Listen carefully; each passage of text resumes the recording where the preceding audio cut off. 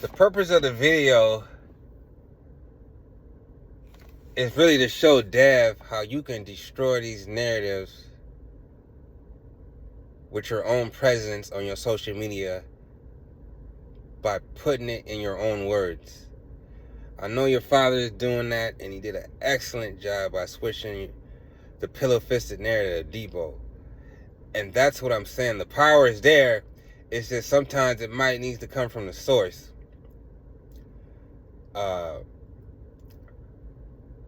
Also, something we know, the double standard between black fathers, white fathers, and Mexican fathers is so real that you really gotta, I know it's been brought up, but keep bringing it up in boxing because it's right in front of our face. When white supremacy hides it in plain sight so well, it gets difficult to talk about it without being labeled a racist. You know how white people do, right? So that's gonna be a important topic in this video, right? Let's talk about the time where Bill was getting criticized and then they were asking Devin to get a new trainer. There's two times that I remember that happened to Bill. It was the Lomachenko fight and it was the Ryan Garcia fight. Now, as far as that Lomachenko fight, it was a close fight. But just notice how the diehards are allowing the narrative to get pushed that he lost that fight, knowing that the diehards went and watched it several times. And you can see the main thing that stood out to me was Lomachenko did make a run for the last couple rounds. But they were mainly pity pat shots, bro. He was trying to come back. But Devin had already put in the work in the early rounds. He was killing them with the body shots. They were trading upper body shots. They were trading off, but Devin was getting a slight edge. But in the body work, it was over. And then basically, what happened was Lomachenko pretty much started running, confusing Dev. They didn't mention that. And then at the same time, Dev was attacking. So Lomachenko was able to do his little matrix bullshit and throw those pity pat shots and make it look like Devin Haney was getting his head rocked back. But Devin Haney was avoiding those shots. His head wasn't getting rocked back. His face wasn't getting beat up like that. But like I say, but just notice how it's the diehards are keeping this shit alive. Because the casuals don't know shit. All you gotta do, as soon as they watch a video too, they change their mind. Because they didn't even watch the fucking fight in the first place.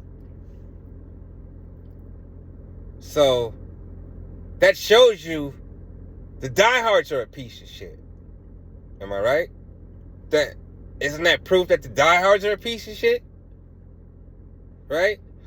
Because the casuals, yeah, a lot of them are racist, but they got the video from diehards to run with these narratives. So remember that. We already proved a lot of these diehards are a piece of shit, right? So remember that, right? So we got the two, and then you got the Ryan, right? And one thing I want to say about the Ryan fight and the criticism that Bill got, it's like, even the Devin Haney fans are saying, well, he was being defensive, irresponsible, right? And I didn't get that, because it's like, Devin Haney wasn't labeled the best fighter in the world at that time, right? But you know what Ryan had at that time? He was a horrible boxer. And he was all hype. It was all the new white hype.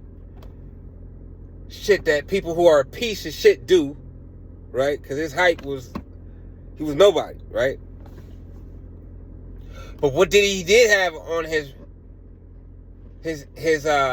resume is having the fastest hands in boxing. So at the time,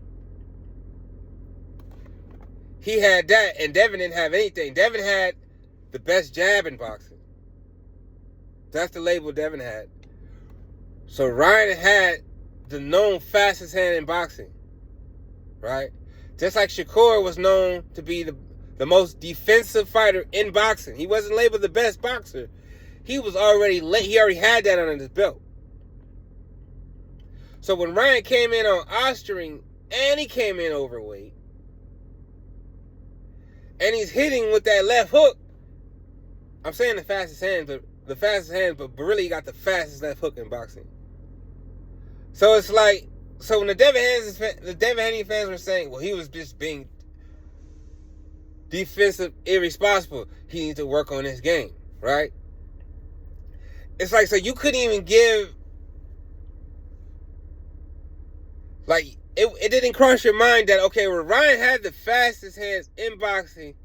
He came in overweight. That means he didn't have to drain his body. And he took Osterring. So that couldn't make his left hook so fast that it was something Devin Haney couldn't even imagine to expect. Like, that credit couldn't have been given. It was just like, no, he's defensive, irresponsible. And I think that's the real reason Devin Haney made his circle a little bit smaller and maybe stop giving people so much access, because you immediately attack. That was immediately attack on Bill's credibility.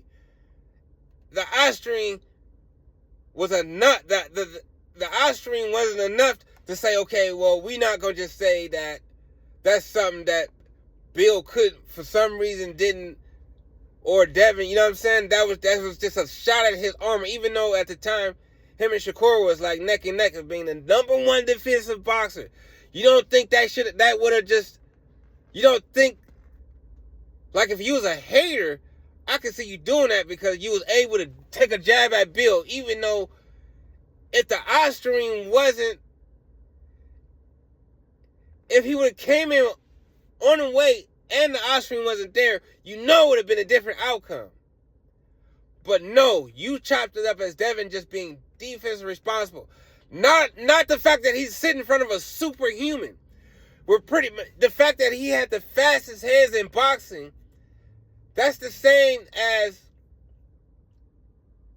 Terrence Crawford coming in on Osterring at 168 pounds.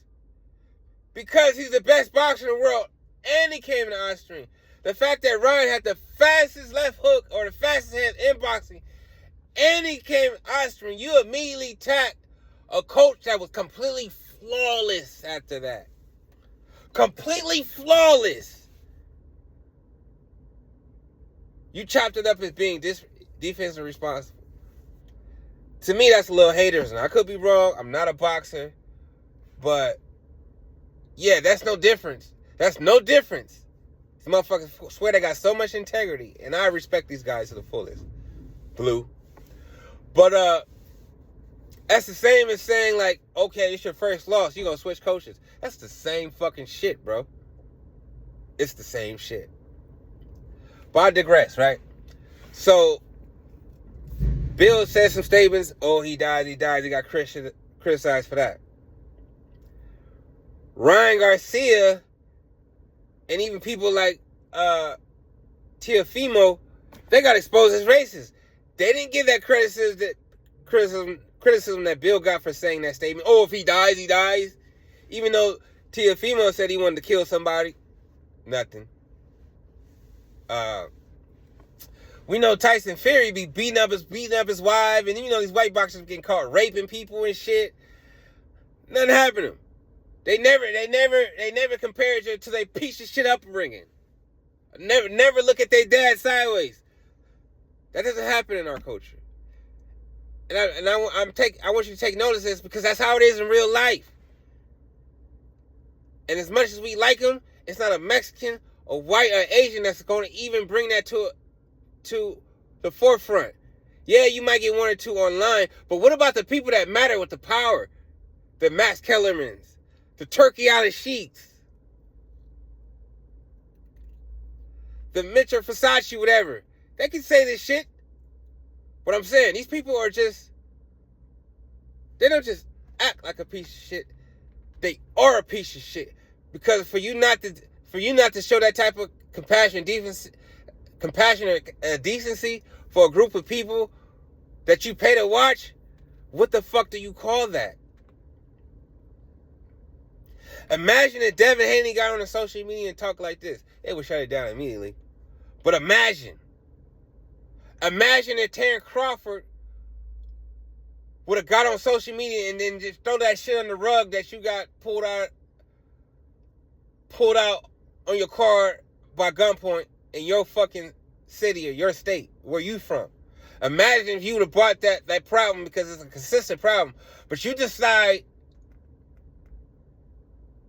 to keep it quiet. What if it's the other way around?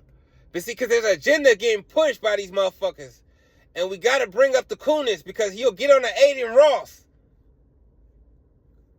podcast and let him totally disrespect you. One thing about Bud, and we love Bud, you put T on this place, but there's bigger fish to fry, my brother. It's bigger fish to fry. And we can destroy it, we just don't want to. But Devin Haney, you different than these motherfuckers.